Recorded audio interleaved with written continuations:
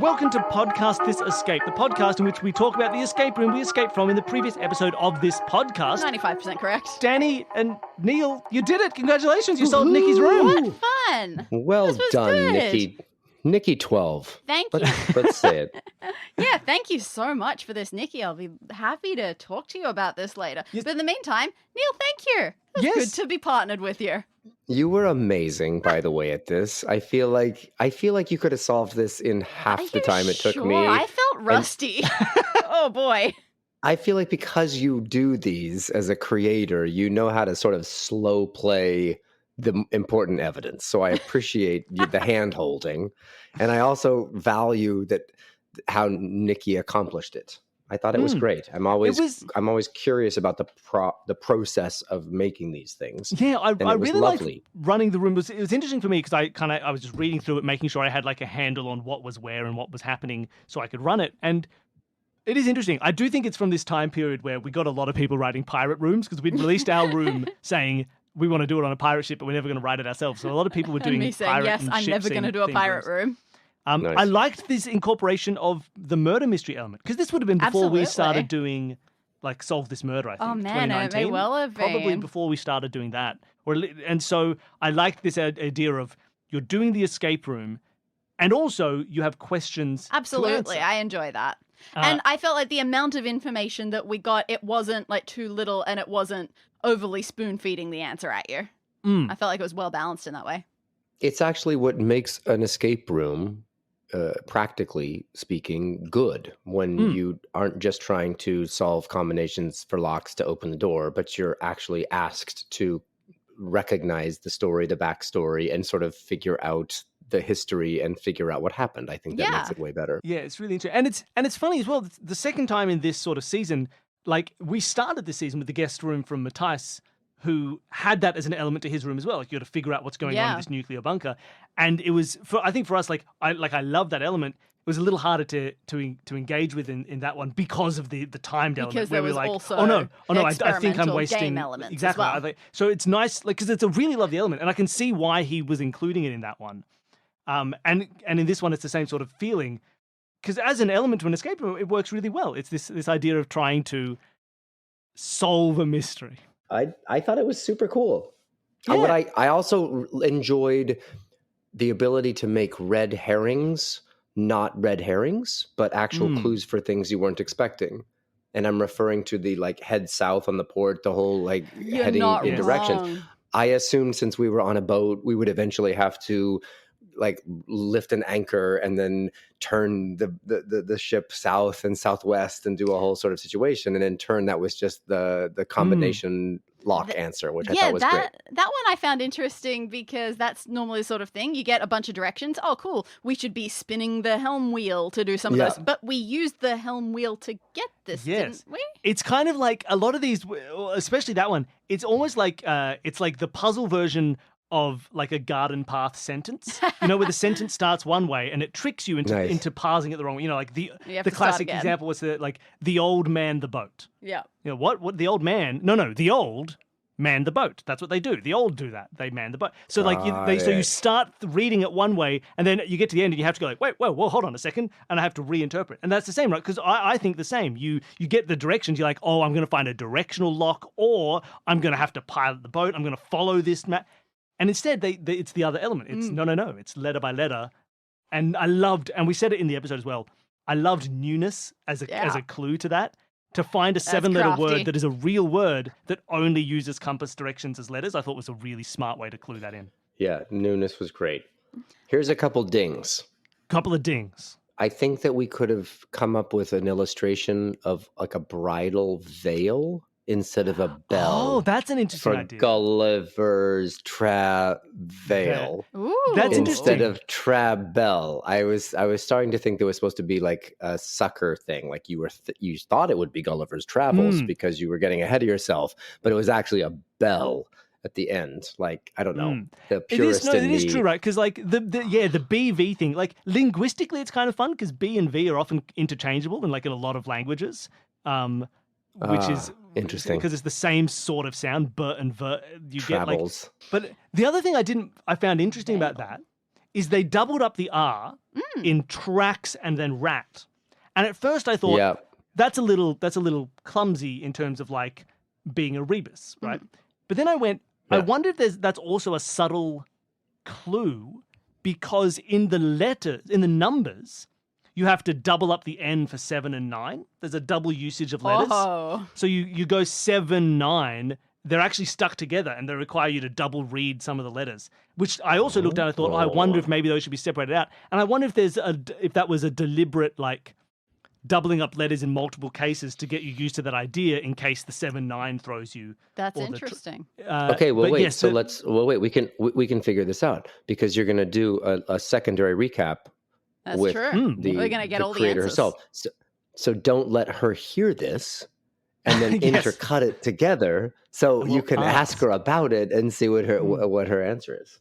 That's perfect. And we also just the fully thing to remember, to educate everyone on, is that 300 or so years ago, there was no correct spelling for anything. You could spell things however you wanted. That is also true. We didn't really have standardized spelling in English.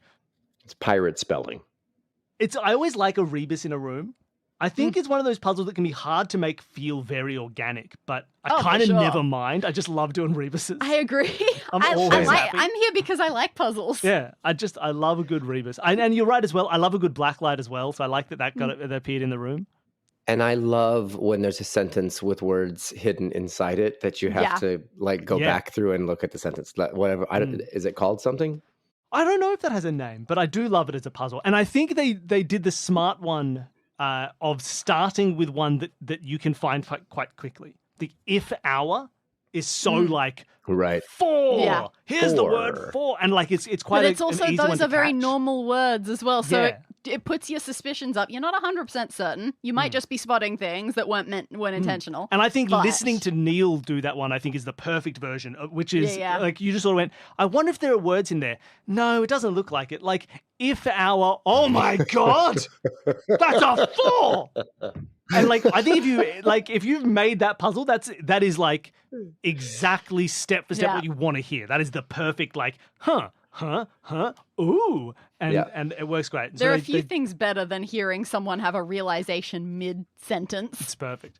My only other ding, which is not really a ding, it's just that if I was designing something, I would want the final thing to feel climactic in a way that, like finding her name scrawled on the top. Didn't we already know her name up until that point? Or was that the first time we you didn't know the name. So you did find her name for the first time with her clothes. So that was what allowed you to dress as her and go. So that is something. There is an element to this room that you could have found that earlier and not known the solutions to other things necessarily, right? Oh.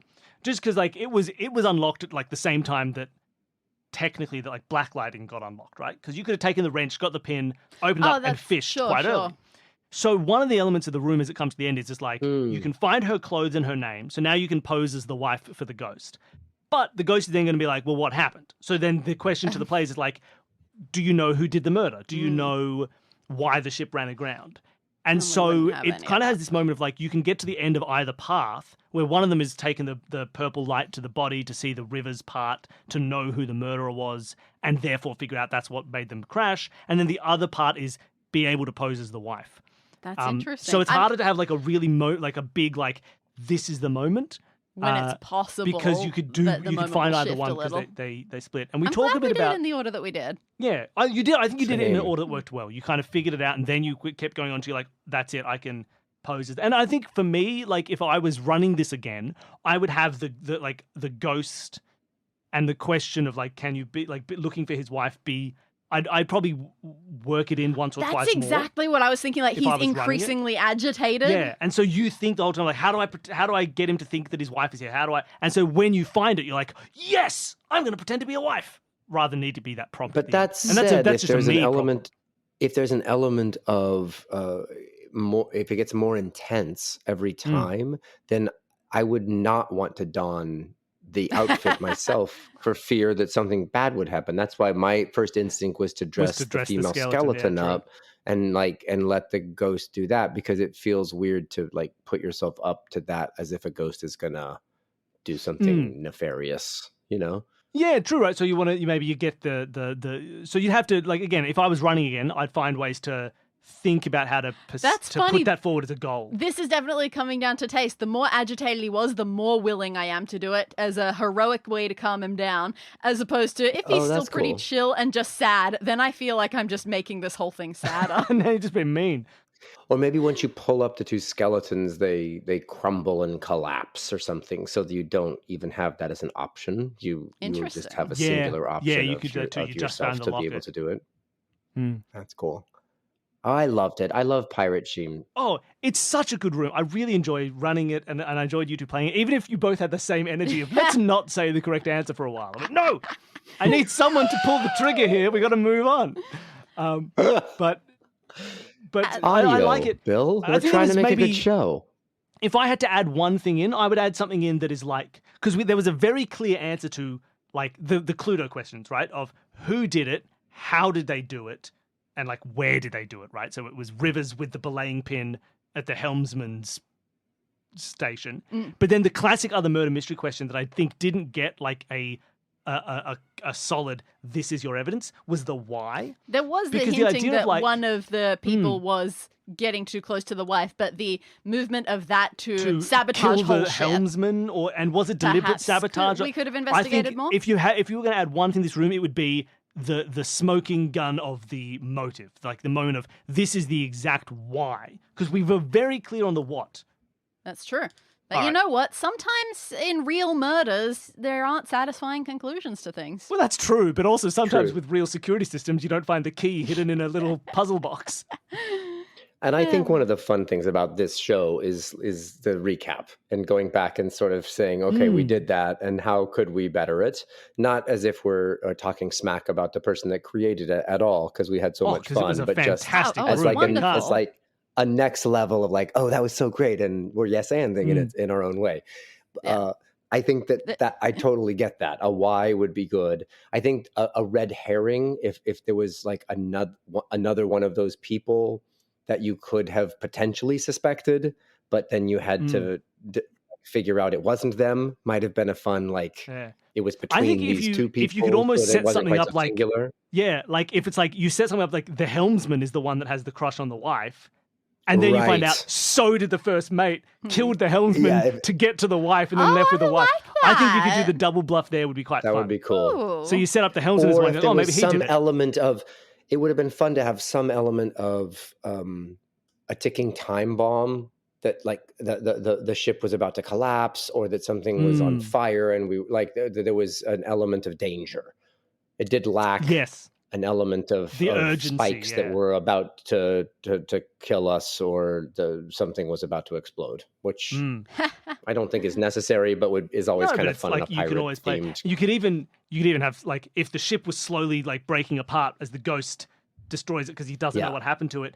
You could even have something uncover halfway through the game that like because the ship is falling apart now, this new thing uncovers and like when that triggers, Maybe. He gets find mad new and he info. I mean, smashes this- the it It hell becomes out a of very the boat in different it. room. Yeah, at this this point. feels At like this that point, is we're doing the a- sequel to yeah, this we're room. designing a new room. Yeah. Agreed. Well, look, But this just goes to show why we can still play guest rooms that are all on pirate ships. because there's None of always them is the something same. interesting to do. Oh, we've got so many of the same objects because that's what piratey ship rooms do, and they're so different from one Yeah, another. it's a really so great good. example of how you can make rooms. That in would be a different settings. fun season for you guys, All is to pirates. create, not all pirates, but like create a singular theme and tell people way ahead of time, and then have them submit, and It you could do be fun. all like I'm locked in a car that's it's in the water scene, or like Yeah. some kind That of That's could be very fun. fun. Pirate or Just car and escapes see for how a people season.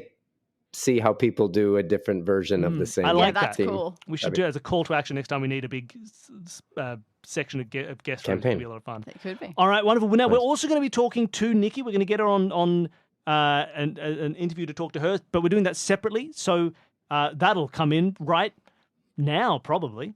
I would just like to say before you talk to Nikki that I would like to say to Nikki, Yes. thank you for creating this, and for I'm so honored that I got to play it. And I spend a lot of my time listening to this show, going to escape rooms. I create things myself, but I'm timid in the way that I've never fully completed a whole room. I haven't done the actual completion of the writing of a whole thing. And Nikki, the fact that you did this and that it was so much fun for us to do and to still talk about now, I applaud you for doing it. Do more of them, and I can't wait to hear what your thoughts were as a listener of the second half of this. So thanks for having me, and bravo. Wonderful. And we don't need to do a proper intro, so I will just say. One. And now, ow, Danny tried to do a transition and she hit a book and dropped on herself. But we have still transitioned. Nikki Tan, welcome. You're on the show now. Welcome to the show. Thank you. I'm kind of sad that you turned off the video, though. I feel like I missed something good. Oh, as soon as we did, she tried to do a magical transition with her hands. She hit a childhood heirloom book of mine and it landed on the floor. Right. And she hasn't made any efforts to pick it up. She's just decided, no, that's garbage. It deserves to be on the floor. Thank you. Where did it even fall from? Right where you're trying to put it. Thank you. Well, welcome. Thank you so much for writing that room for us. We had so much fun playing it. Yeah, that's awesome. Thank you for unearthing my email from 4 years ago. Oh, well, I know. I feel so terrible. Yes, that's the thing. We want to ask, tell us about your writing process of this. Do you even remember? So long ago. Yeah, I think that was probably the first room that I had written where I sat down and, planned everything out. Because before that, I was listening to this podcast and I was like, oh, this is really cool. It's a really cool concept. So I was telling my girlfriend about it, but she was not interested. But then one day she was bored and she's like, okay, let's do this like podcast escape thing. But I think we were just kind of walking around outside. I didn't have my phone or anything. So I just made one up on the spot. So obviously it didn't make any sense storyline wise. No, but I think she enjoyed it enough that she just kept asking me to make more. And then, I probably made like 3 or 4 and then came up with this one and it, had an actual story. And then I sent it in to you guys. What was your real world escape room experience like at this point? Yeah, I really enjoy escape rooms. I think the first room I did was in 2014. Oh, dang. And that one wasn't very good. But since then, I think I've been to like all of the good places in Toronto, a few in the Vancouver area, and my girlfriend and I have played, I think, probably almost all of the Exit series games. Oh, nice. Yeah, of course. Yeah, but I think the first escape room game that I ever played was this old online game called The Crimson Room. Did you guys ever play that? Ooh. I think I was like 12 it when it came out, and I had like never seen anything like it before, and it blew my mind. There was also a sequel. It was called The Viridian Room, so Crimson Room and then Viridian Room. Fun. And my brother and my cousin and I would play it over and over again, and we would race to see who could get out the fastest.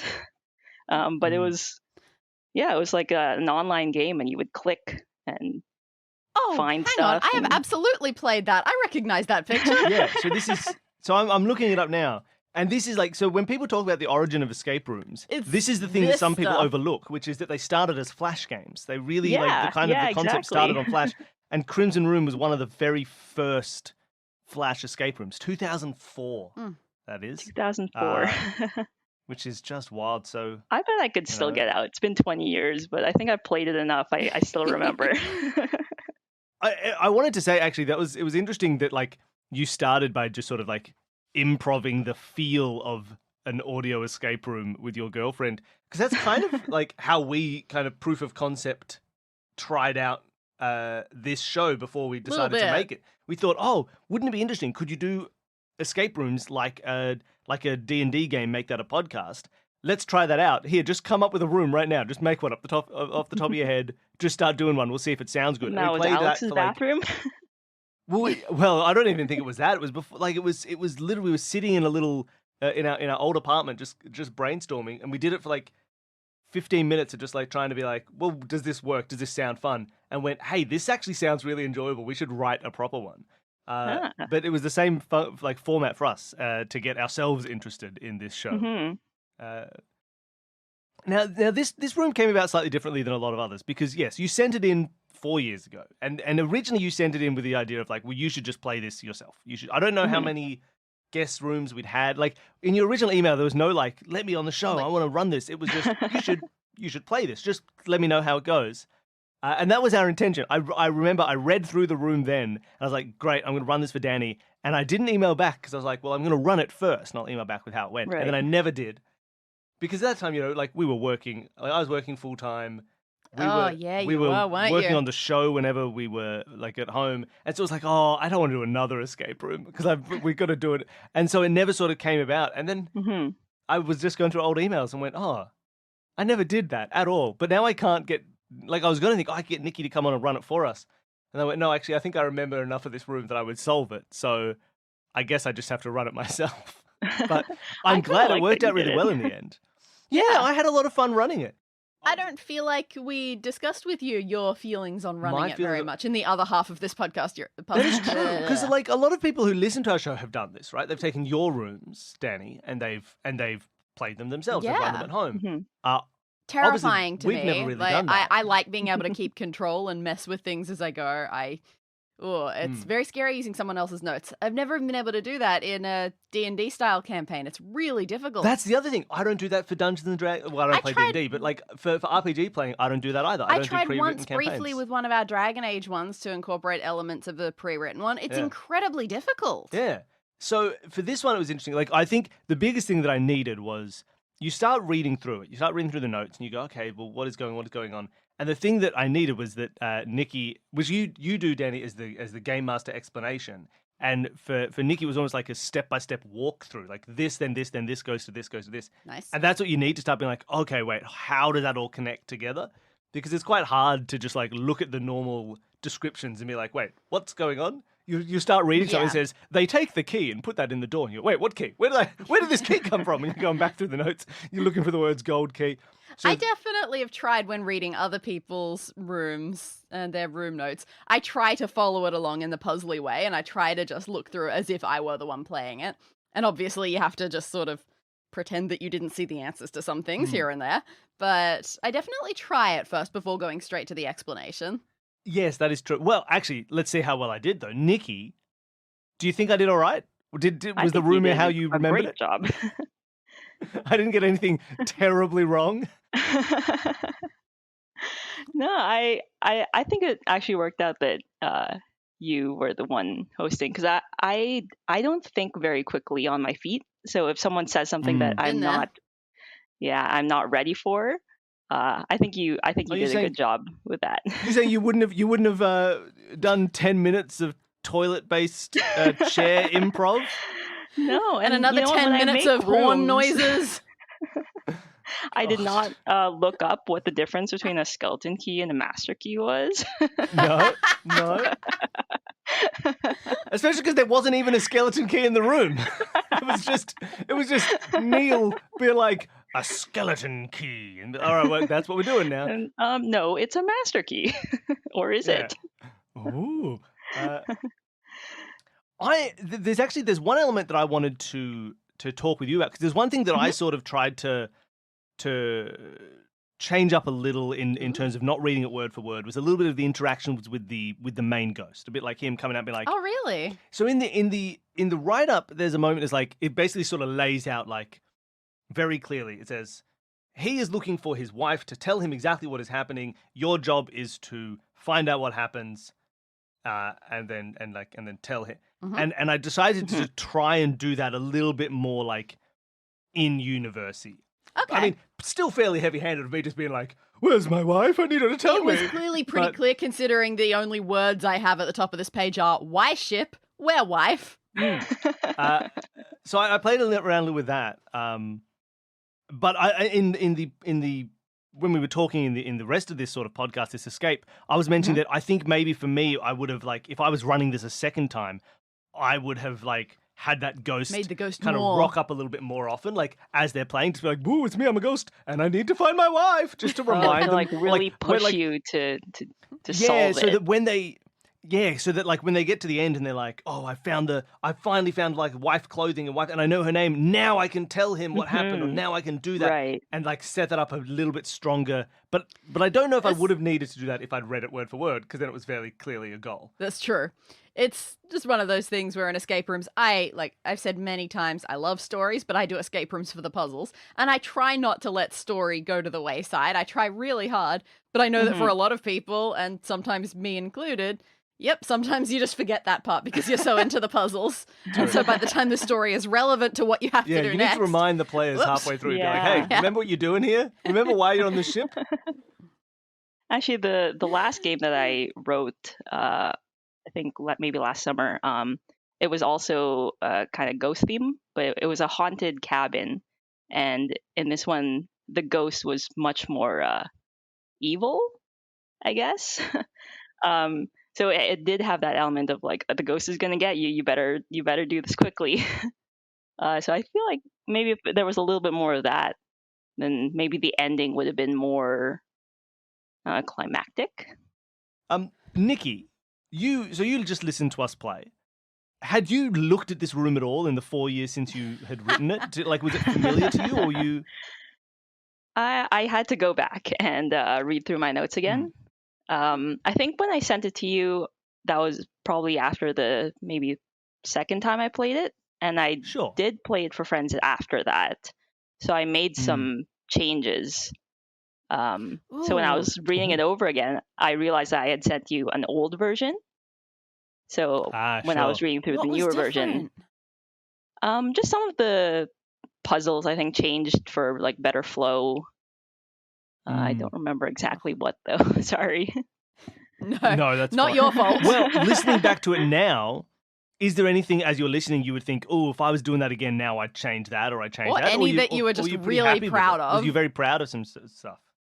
Well, when I was listening to you guys play through the game, I was thinking it needed more of like a motive, maybe to wrap it up, or like add another puzzle to solve. But a motive in what way? Like a reason, like a better reason for why the murder happened, why the shipwreck happened. So this is interesting. We were saying, so in the podcast, There's Escape, we were sort of locking into that a little bit as well. We're saying like there's a very clear, like when you think about the Cluedo rules, right? Like you had a very set, like the Cluedo stuff locked in. We knew who it was, and that's actually what they did it with. One of the reasons why it was written like that originally. Yeah, because that's my favorite board game. Thank you. Danny's a Clue fan. Yeah, I love Clue. The movie is my favorite movie. Board game, favorite board game. So yeah, when I was writing this, in Clue, it's just who, with what, and where. So in my mind, yes, it was already like, it was Mr. Green with the candlestick in the conservatory. You exactly, win. Which was great. But you're right. But Cluedo also has the same thing of there's no why. You just kill people because why not? And so I think we also like thought at the end like the one thing that if we were going to add anything to this room, because we love the room, but we thought if we were going to add anything, it would be some like smoking gun solution puzzle that is a very clear. This is exactly why he did it. Because the sort of like the logic of like, well, he was the one who had the crush on the wife. So he killed the helmsman and crashed it. You're like, well, why? That doesn't. Yeah. I mean, he was drunk and angry, and so I think that was I think we maybe agree like if we could add one little thing to just like put the little hat on top of the already fantastic room, it is just like one last little puzzle that locks in like this. And I think I suggested an idea of like you have like. We find out that the helmsman, like you get like a red herring clue at first that the helmsman is the one who has the crush on the wife. And then you find also Rivers did. So they were fighting over who was going to like take the wife away from the captain. So you add like, so at first you think, oh, it was the helmsman. But then it's like, wait, no, the helmsman was killed by Rivers. Oh, Rivers also had a crush on the wife and da-da-da. And like they both want it like, but yeah, I think we've headcanoned that. Yeah, I think that's the headcanon. That's true now. But yeah, it was very fun. Was there anything that you liked? Like, if you look back at this room, do you have like a favorite puzzle or a favorite thing that you designed for this room? I really like the puzzle with the matchbox, with the engraving. Oh yes, and then the hidden words. The numbers. Yeah. Yeah, that took me a long time to write. Yes. I think you got to be happy with the way it was solved in the room. I thought it was like the perfect what you want from that, which was like Neil sort of went, Oh, does it have any hidden words in it? No, it doesn't. I don't think it does. Like, if our... Oh, wait! That says 4! Yeah, that was That's, a I think, great the perfect reaction. Like, that's what and it was very good. Now, in that one, there was one thing you did with that I found interesting that didn't throw Danny at all, but I was really worried it would, which is that you have 7 and 9 in there, but they also, like, They share a overlap a letter. bit? They overlap a little. So Yeah, the end of I 7 was is also the end surprised of 9. because everybody else that played that game, they got tripped up at the 7 and the 9. And yeah, I expected it to be tough. Yeah, but you guys missed I think you missed the 1. But with the 7 Yeah. and 9, Yes. so many people had missed it. And another thing that a lot of people missed, including you guys, was the name, because it had the double N and the double T. And everyone was thinking it was an H. And I actually changed it a little bit so that the 2 N's would be easier. But I remember now one of the things that I changed was in the Rebus puzzle. I added in a double letter so that, people would think more about double letters, like the double N and the double T, and then the double N in the 9. That's the other question I really wanted to ask. So obviously, for that Rebus, you sort of you blur the rules of Rebus a little to make it TR as well as then R again. And so that for you was to hint the double letters in the name, like the rabbles. I was trying to. I don't know if it worked. Yeah. But, well, I wondered if you were trying to hint the double use of letters for like 7, 9, like playing a little bit of that too. as well. I guess the double letters came up in a couple of different places, and people were missing it both times. So I tried to add another one in. They still didn't at the beginning. And we still had bloody Anne Ha at the end. Like she just suddenly put a big ha at the end of it. Anne Ha! Okay, I have known multiple people whose surname was Ha. It made perfect sense to me. I'm just being racially insensitive. Damn it! There's lots of ha's everywhere. Another thing I could have done was just remove the T. I mean, in the name, it could have been a different name that didn't have the double N and the double T. That's true. But it's funny because I didn't think it for a second. I did, like, when I looked at it, I was like, yep, that says Anetta. Whoop, done, easy. Like, no part of me wanted it to be a big H. It was very funny. Because I guess it's a name, so it should start with a capital letter and then start with a capital and then be letters lowercase the rest of the way through. Unless a surname is thrown in there as well. I guess so. That's true. That's true. Yeah, but the reason why I didn't change the name and just made it easier for everyone is also the same reason why there wasn't a clearer motive. Is that because this story is based on an actual legend. So there really was a Lady Lovibond that shipwrecked off the Kent coast in 17 whatever, and the ghost ship. People do see it every 50 years, and the captain's name was Simon Reed. And I thought you were just really good at world creation. No, I'm actually really bad at it. So that's why I was on Google looking up ghost ship names, and I came up on this story, and I was like, oh, that's cool. John Rivers, I can do something with that, and the belaying pin. So all of that was based on actual legend, and that's why I didn't really want to change anything. Well, fair enough, right? Like you either go all in, or you just take one name and then you leave again. Right. And going all in, it was nice. Well, I don't know. A lot of historical fiction tends to go 75% in and then do the last bit of whatever it's they so want. hard reading historical fiction. You're like, oh, this is really interesting, and then you have to Google afterwards, like, which ones here's the were list real? of the 200 things that were completely made up in that book that you thought was real. It's like, so actually, these two people never met.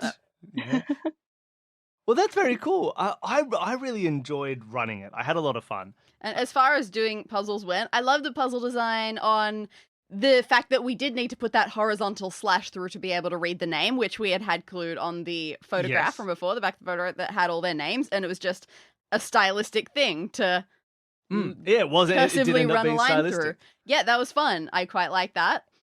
It just felt nice, and of course the directional. Oh, yes, I was going to say, lock. Yeah, newness as a clue on a lock was so good. Very, very clever. I had fun with that one. Was that, did you, what was the structure coming out of that puzzle? Did you, notice that the word newness has all direction? How did you come up with that for the puzzle? When did you decide it would be directions into a letter lock? You remember, right? Yeah. Come on, tell me the story. Think back to 4 years ago. That's pre-COVID. Well, I like this puzzle specifically for like an audio escape room. I think it works really well because if this was an actual lock, it would be super obvious. I only have 4 letters. Yes. So I was thinking I wanted to do something with directions, but nothing like too obvious. Yeah. So I had this idea that I had a puzzle and you needed the directions. And so I came up with the combination. But to put in a clue somewhere else, like I feel like it wouldn't have gone together as well if there was just like a random combination lock and then a random clue. So if it was already set, then it's like the clue is part of the puzzle. Yeah, and that is such a good like instinct or like understanding of puzzle design, because if it was just it is 7 letters, why not try the 7 letters we got from those directions of south, southwest, east, north? That would be a very bad puzzle. Like that would just be like, oh, well, why would I do that? Like that's ridiculous. I'm not just gonna like that would actively be unenjoyable. But as soon as you add like it's currently set to newness, it becomes one of my favorite puzzles. It's like that's so cool.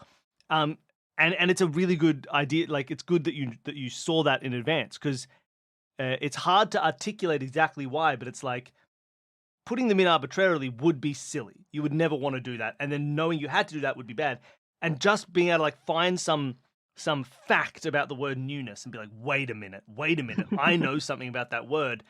Wait a minute, what if I do the other directions? Is so satisfying, and it's stuff like that can like just it's the dividing line between bad puzzles and good puzzles. It would have been extra insanity because in the actual directions list that we got of where they were traveling, technically there were only 6 directions mentioned. Yeah, it's just that one of them was southwest. Yeah.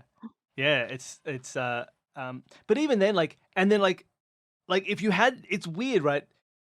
If you had no newness, be a bad puzzle to put it across. Newness makes it a great puzzle, and then the middle ground mediocre puzzle would be to not do that at all and just be like, there's a directional lock somewhere. Yeah. So you go south and west and southwest. It doesn't make you feel as good about yourself. And that's like, yeah, okay. That's almost just process. That's what I would expect in a normal standard level escape room. You're like, oh, all right, I found directions, I'll put them into a lock, blah, blah, blah, next step. And that's like, okay, whatever. It's an unremarkable, it's adequate, but you wouldn't puzzle. be talking about it on this show so much. So yeah, you really, I think that's my standout. I really enjoyed it. I feel like you had a good skill for that, of giving us a clue to a puzzle, and we didn't know where it was going to be used yet. We could have our suspicions that we got those travel directions, and we suspected, okay, we're going to have to point in certain directions or do something like that. And that was not even a little bit where it ended up. And so it still made us have to have that moment of, like, if it had been a directional lock that would have shown up, it would have been, yep, this was close enough to what we expected, all There's good. There's no new twist. But we got the fun of having to interpret those and list out our directions. And then also the second one of having the light bulb go off of, oh, this is related to that, actually. Yeah, it's nice to have that extra little ha-ha, that moment. The other thing that was a slight point of contention in this room was the use of the word bells for travels. I did not care particularly. I didn't care. I like it. Not happy about that. He was like, bells? It shouldn't be. That's what it be. He doesn't understand the linguistics. I do grant you, like, his suggestion was go with the word veil, and that would have been fine as well. I think bells is better than veils. I wouldn't have had any problem either way. So whenever I create these games, I always have my cousin James play test them for me. And James and I are both Filipino. So a big thing with the Filipino accent is that they don't have the letter V in the alphabet. It's pronounced as a B. Gotcha. So with this Rebus puzzle, he got it instantly. Like no trouble at all. Thought it was hilarious. It's exactly how like our grandma would have pronounced travels. Fair. So when I played it with my friends, it did trip them up, but I kept it in because I thought it was fun. But it is fun. It is fun to do a rebus. We really enjoy doing the rebus in the room. I love rebuses. A rebus shouldn't be as fun as they are, but they're always really nice. Yeah, I'm never going to dislike a rebus. Knowing that I wanted to do a rebus puzzle. Just because they're fun. It doesn't really fit into the room, but you know what? People have fun No, doing but it. sometimes you just throw a rebus in. Again, I do these for the puzzles, so I never care. I will say this was a better rebus for us, but we're generally we have to be a very out of the box with our rebus doing, because so many of the rebuses that we do are written by Americans, or they're written and they have these weird things like, oh, those two words that you just put there, like that sounds the same in American, it does not sound the same in Australian. Like, they'll want something to have an A sound, so they'll put a big O in there and be like, like that's not how you pronounce the letter O, man. No, it is. It's ah. It's like, but that's just American. They do a very open A sound for their O's, and so they have all these weird rhymes and homonyms and homophones that don't exist in Australian English. So we have to, whenever we do rebuses, we have to be very open. So B for V is nothing. Interesting. I really loved running it. I had a lot of fun being at it. And so thank you for giving me that opportunity. I need to write my own. I wrote a mini room for the million download special. I should write a full length one because I enjoyed running it. So you've written more since this one, right? You've written a couple more, or a bunch more. Written hundreds. Yeah, I've written a bunch more in the last 4 years. Yeah, I've never played one, actually, because I'm always the one that writes them, and I'm always the one that hosts them. They seem fun. Yeah. Well, you need to get some extra people. You should jump on the Discord and go to the playing Escape This podcast and be like, hey, someone run a room for me. Surely there'll be people who want playtests. There have been people posting there to get people to playtest their rooms. So you might be able to get a game in that way. Yeah. But it was lovely. Thank you so much for writing it and for being so patient and not sending a follow-up email. Thank you for still listening to the show after not getting a response for 4 years. It's still a great show.